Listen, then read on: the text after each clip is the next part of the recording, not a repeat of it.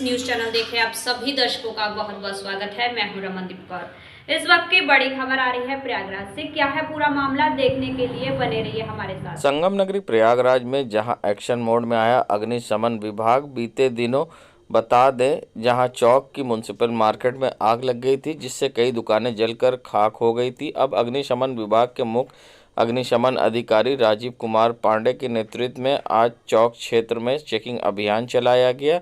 साथ ही चौक में चेकिंग अभियान चलाकर म्युनिसिपल मार्केट में चेकिंग की गई। चेकिंग के दौरान किसी प्रकार के फायर उपकरण न मिलने और ना कोई व्यवस्था वहां दिखाई दी।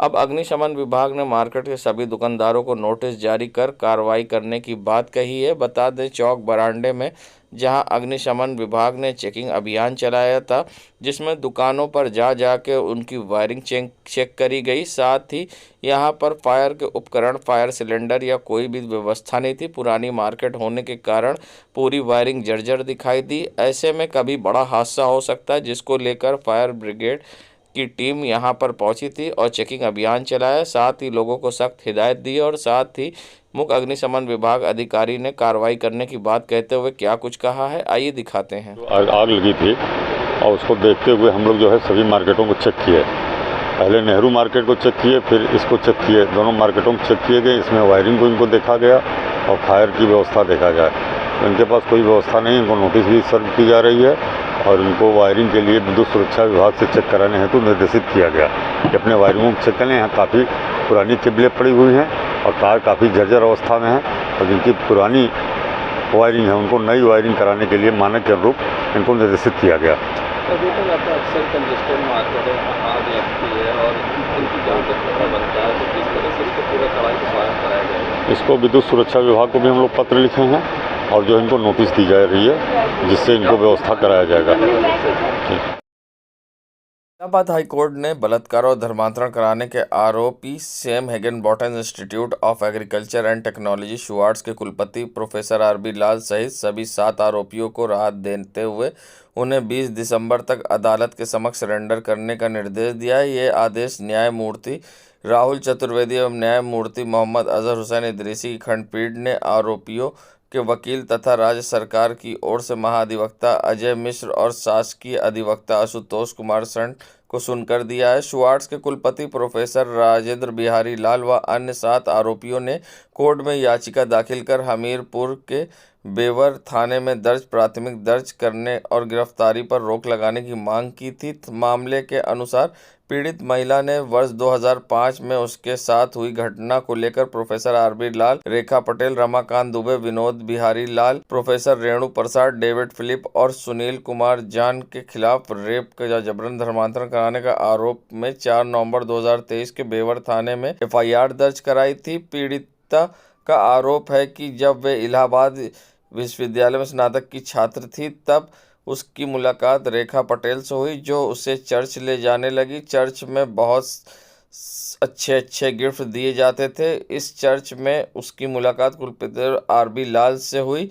बाद में उसे शुवार्ट्ज बुलाया गया, जहां प्रोफेसर आरबी लाल ने उसके साथ रेप किया। इसके बाद उसे धर्म परिवर्तन करने की तरह प्रलोभन दिया और डराया जाने लगा। उसके शारीरिक व मानसिक शोषण किया। सिलसिला लंबे समय तक जारी रहा। इस दौरान वे जुबान बंद रखने के लिए उसे धमकाया भी जाता था। सुनवाई के बाद कोर्ट ने कहा, FIR से ये स्पष्ट होता है कि पीड़िता ने काफी मानसिक और शारीरिक उत्पीड़न सहा, यहाँ तक कि लंबे समय तक जुबान बंद रखने के लिए विवश किया गया। वहीं न्यायालय ने हमीरपुर SP को निर्देश दिया कि अपनी निगरानी में 90 दिन के भीतर विवेचना कर रिपोर्ट दाखिल करें।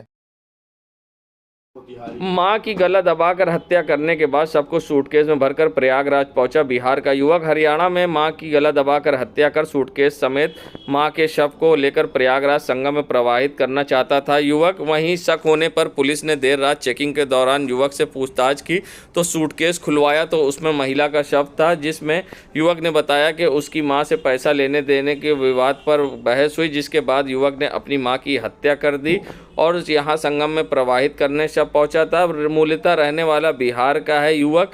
मगर हरियाणा में रह रहा था, जहां पर मां से विवाद हुआ और हत्या करने के बाद वह संगम पहुंचा था। ऐसे में पुलिस ने अब युवक को हिरासत में ले लिया और इसके खिलाफ विधिक कार्रवाई कर रही है और साथ ही संबंधित थाने को भी हिसार के सूचना दे दी गई। ऐसे में क्या कुछ कहना है डीसीपी नगर दीपक भूकर का, आइए दिखाते हैं कि आज दिनांक 15/12/23 को दारागंज पुलिस टीम जब संगम एरिया में रात्रि में गश्त कर रही थी, तो उसी दौरान एक संदिग्ध व्यक्ति जो है वो मिला और उससे जब पूछताछ की गई, उसके पास एक सूटकेस था, तो उससे जब पूछताछ की गई तो पुलिस को उस पर शक हुआ। तो उसमें डिटेल में जब उससे विस्तृत पूछताछ की गई कि सूटकेस में क्या है, तो उसके द्वारा बताया गया कि जो लड़का है उसका नाम हिमांशु है और मूलतः वो गोपालगंज बिहार का रहने वाला है। और उस सूटकेस में जब उसको खुलवा के देखा गया तो उसमें एक महिला की डेड बॉडी मिली थी और उस जब डेड बॉडी के बारे में पता किया गया तो उस हिमांशु ने बताया कि वो उसकी मदर की डेड बॉडी है, जिनका नाम प्रतिभा देवी है, और उन बाद में हिरासत में लिया।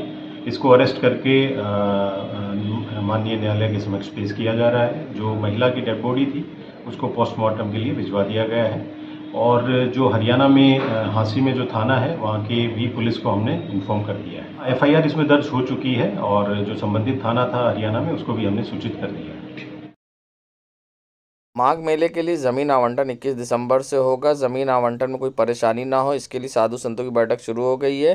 श्री रामानुजी नगर प्रबंधन समिति आचार बाड़ा के साधु संतों ने बैठक कर जरूरी प्रस्ताव पास किए। इसके दौरान तय किया गया कि आचार बाड़ा को रेलवे पुल से 3 गाटा पूर्व ज़मीन दी जाए। इसके साथ ही जहाँ सुरक्षा गार्ड दिए जाए और सारी व्यवस्थाएँ हों जिससे कि कोई परेशानी ना हो, क्योंकि सुरक्षा गार्ड ना होने के कारण कई बार चोरी जैसी समस्या होती है। ऐसे में साधु संतों की क्या मांग है और क्या कुछ कहना है, आइए दिखाते हैं।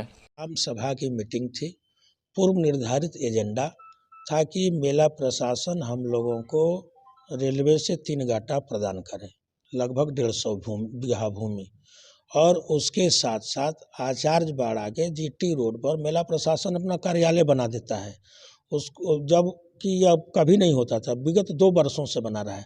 उसका हम लोगों ने विरोध किया कि वो हमारे ज़मीन में नहीं, कहीं अन्यत्र स्थापित करिए।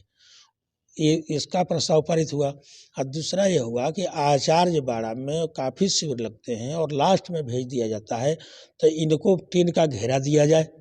आप लोगों के माध्यम से पुनः मेला प्रशासन से कहना चाहता हूँ कि आचार्य बाड़ा के प्रत्येक शिविरों को टीन के घेरा दिया जाए और मूलभूत सुविधा में रसोई घर दिया जाए, विद्युत, शौचालय, नल इत्यादि की सुविधा दिया जाए। और जब यह नहीं उपलब्ध होता है घेरा आदि, तो लास्ट में रहता है चोर उचक्के आकर के नुकसान करते हैं। और प्रत्येक शिविरों को वहाँ सुरक्षा के दृष्टिकोण से प्रत्येक शिविरों को वहाँ सुरक्षित गार्ड भी दिया जाए, उपलब्ध कराया जाए। हमें जो है जो सुरक्षा गार्ड है उनको उपलब्ध कराया जाए। हमारे अध्यक्ष महोदय जी अभी आपसे चर्चा कर रहे थे, ये तत्काल होना चाहिए। नहीं अगर होता है तो हम लोग अगला कदम उठाएंगे और इसका प्रस्ताव, इसका ज्ञापन हम मुख्यमंत्री उत्तर प्रदेश तक भेजेंगे। देश दुनिया की खबरों के लिए world media times news channel को सब्सक्राइब करें।